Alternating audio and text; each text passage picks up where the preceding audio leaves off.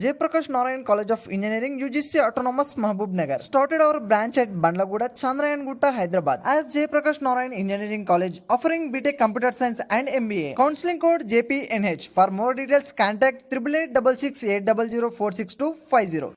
Sir Bangalore में match के बाद भगदड़ हुई है, कई लोगों की मौत 12 लोगों की मौत की इत्तलात है। बड़ी अफसोसनाक खबर है, दर्दनाक खबर है।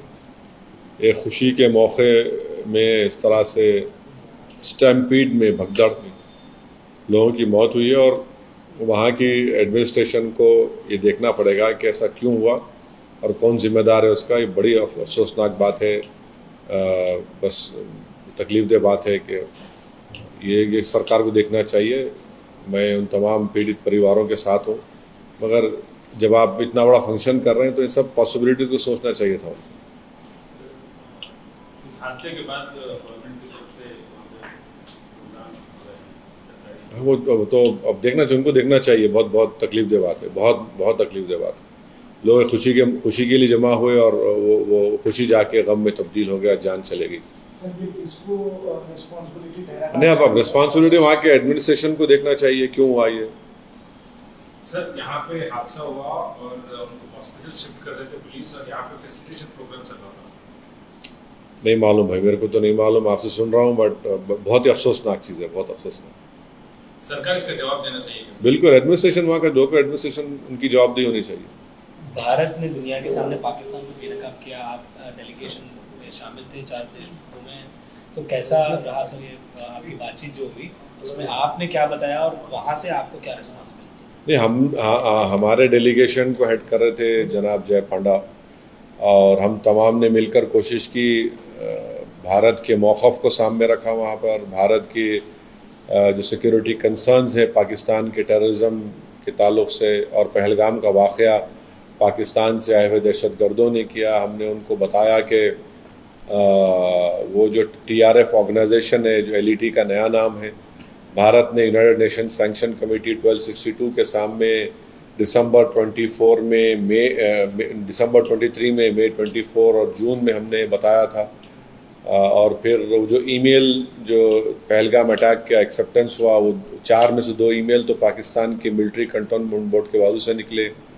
और जब वहाँ के बाज़ कंट्रीज़ के लीडर्स ने हमसे पूछा कि आप लोग बातचीत क्यों नहीं करते पाकिस्तान से, तो हमने उनको हवाला दिया। 26/11 के बाद भी हमने बातचीत की, उसका कोई हासिल नहीं हुआ।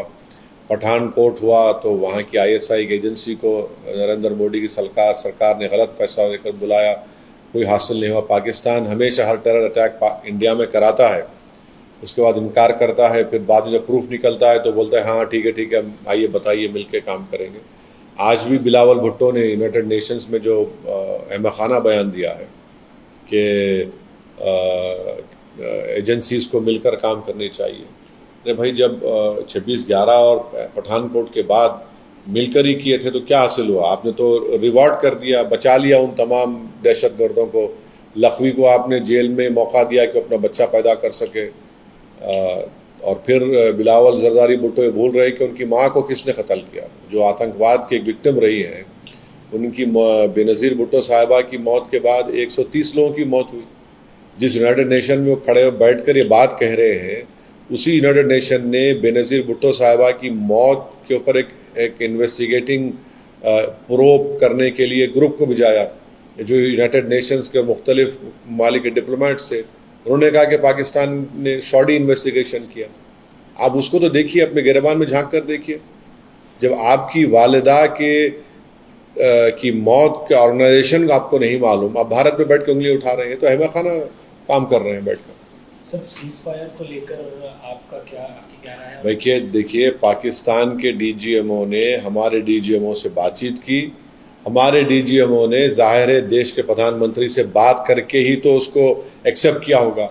मुझे इस बात की तकलीफ़ है कि देश के प्रधानमंत्री को या देश की पॉलिटिकल लीडरशिप को देश को बताना चाहिए था कि पाकिस्तान के DGMO से उसने बातचीत की और हमने उससे हमारे DGMO से कहा कि हम अब फायरिंग नहीं करेंगे। बजाय देश को बताने के देश को बता रहा है ट्रंप। वो कौन होता है भाई? इस बात की हमको तकलीफ है। ट्रम्प को नहीं चाहिए था, भारत के प्रधानमंत्री को, भारत की पॉलिटिकल लीडरशिप को बताना चाहिए था।